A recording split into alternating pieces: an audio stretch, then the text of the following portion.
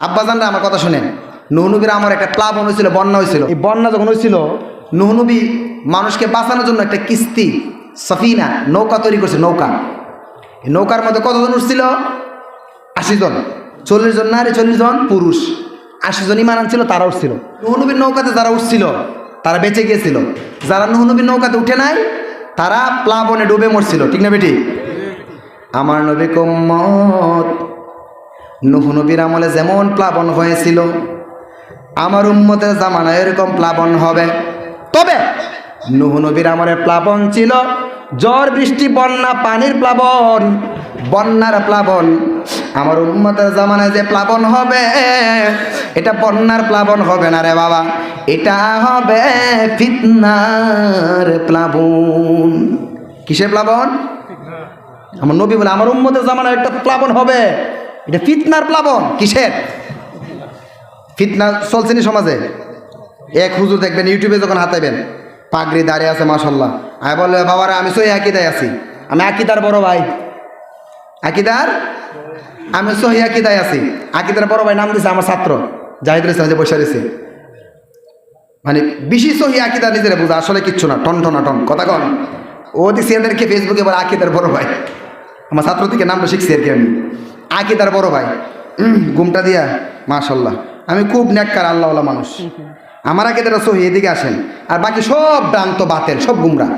আচ্ছা, একটু পরে দেখবেন ফেসবুকে ইউটিউবে আরেকজন লোক এসে বলতেছে এই জনগণ সাবধান, এগুলো খুব খারাপ, এ কিন্তু ভ্রান্ত ভণ্ড ফদ্দষ্ট। এর দিকে যাবেন না, আমার দিকে আসেন। আমি খুব আল্লাহওয়ালা, আমি খুব সিরাতুল মুস্তাকিমের মধ্যে আছি। ওর মন্দ বলবে, কিছুক্ষণ পর দেখবেন আর এক হুজুর আইছে, আসলে দেখ সাবধান, আগে যে দুই হুজুর ওয়াজ আনছেন এই দুটোই বাতেল। যদি সত্যি জান্নাত চান, সঠিক পথ চান, আমার কথা শুনেন, আমার পথে আসেন। এরকম বলে কি বলে না?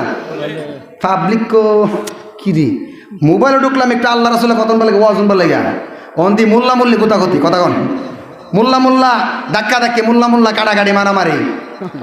এখন কার কথা শুনবো? 3 হুজুর 3 মত দিছে, কার মত গ্রহণ করব?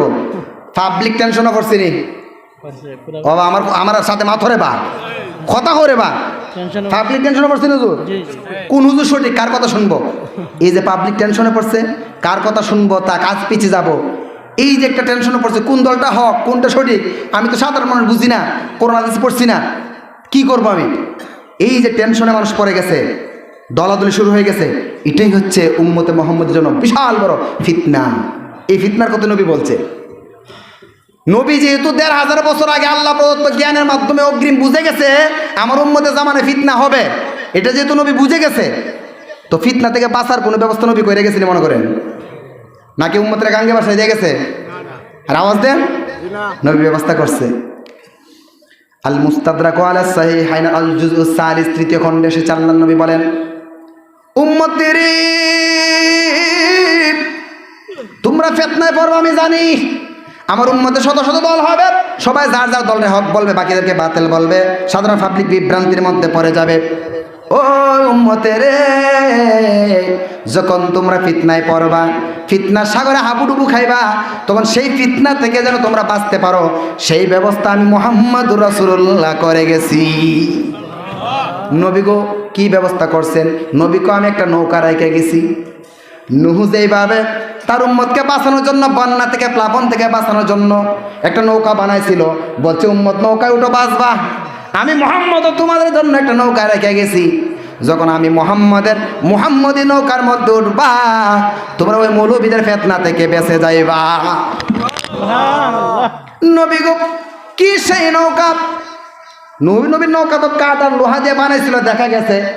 আপনি নবী যে আমরা লাগে নৌকা রেখে গেছেন, এটা তো দেখি না, কই সেই নৌকা? আমার নবীকে আমার নৌকা কাঠের নৌকা না, আমার নৌকা হচ্ছে নূরের নৌকা। নবী বলেন মাসালু আহলে বাইতি কামাসালি সাফিনাতি নূহ। মাশাআল্লাহ মাশাআল্লাহ, দেখছেন সমাজে আহলে বাইতের কোন আলোচনা আছে হুজুর? নাই। আমার ভাই যে আহলে বাইতের কথার হাদিসটা আগে দেখো কইলেছে, খুব ভালো লাগছে, তো সুমা দিছি না গাল আলহামদুলিল্লাহ কোন মাসালু আহলে বাইতি কামাসালি সাফিনাতি নূহ। এই উম্মত, নুহুর যে এরকম একটা মুক্তির নৌকা ছিল, যারা নুহুর নৌকায় উঠছে তাদের জীবন বেঁচে গিয়েছিল। আমি মুহাম্মাদের যে মুক্তির নৌকায়, এই নৌকায় উঠলে তোমাদের ঈমান বেঁচে যাবে। এই নৌকা কি? এই নৌকা অন্য কিছু না, এই নৌকা হচ্ছে আমি মুহাম্মাদের আহলে বাইত। ওই যে আলী ফাতেমা হাসান হুসাইন আহলে বাইত। মানরা কি বাহানা যা, যদি আমার আহলে বাইতের নৌকায় উঠো। নৌকায় উঠা মানে কি? ওনাদেরকে ভালোবাসা, মোহব্বত করা, অনুসরণ করা, অনুকরণ করা, ওনার প্রেম ভালোবাসা নিয়ে, অনুসরণ আনুগত্য নিয়ে দুনিয়ার মধ্যে চলাচল করা। সুবহানাল্লাহ। নবীর পরপরে তাদেরকে তাজিম করা, ভালোবাসা, অনুসরণ করা।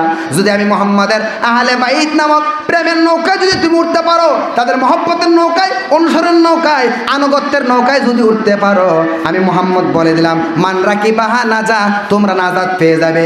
কোনো ভ্রান্ত মৌলবীর বিভ্রান্তি শিকার তোমরা হবে না। বিশুদ্ধ ঈমান নিয়ে মুমিন হয়ে কবরে যেতে পারবে। ওয়ামান তাখাল্লাফা আনহা গারিক। আর আমি মুহাম্মাদের আহলে বাইতের প্রেমের নৌকায়, মহব্বতের অনুসরণের নৌকায় যদি না উঠো, আমার আহলে বাইতের নৌকায় যদি না উঠো, তাহলে আনহা গারিক, আলগার কুমারে ডুবে যাওয়া, তোমরা ফিতনার মধ্যে ডুবে যাইবা, পথভ্রষ্ট হয়ে যাইবা, কাফের হয়ে জাহান্নামী হইবা। সুতরাং উম্মতের ঈমান নিয়ে যদি কবরে যেতে চাও, আমি মুহাম্মাদের আহলে বাইতের প্রেমের আনুগত্যের নৌকায় তাড়াতাড়ি উঠে যাও।